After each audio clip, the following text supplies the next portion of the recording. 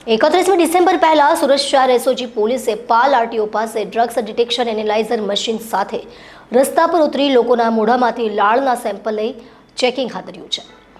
31 ડિસેમ્બરને ગણતરીના દિવસો જ બાકી રહ્યા છે ત્યારે સુરત પોલીસ એલર્ટ મોડમાં આવી ગઈ છે। શહેરમાં નવા વર્ષની ઉજવણીને લઈને એસઓજી પોલીસની ટીમ દ્વારા ચેકિંગ અભિયાન શરૂ કરવામાં આવ્યું છે। એસઓજીએ ન્યૂ યર પાર્ટી અને રેવ પાર્ટીઓમાં ડ્રગ્સ સેવન પર લગામ લગાવવા માટે 15 લાખની કિંમતનું અદ્યતન ડ્રગ્સ ડિટેક્શન અને એનાલાઇઝર મશીન સાથે રોડ ઉપર ઉતરી ચેકિંગ શરૂ કરી દીધું છે। આ મશીન માત્ર 60 સેકન્ડમાં કોઈ પણ વ્યક્તિએ ડ્રગ્સ લીધું છે કે નહીં તે જણાવી શકે છે।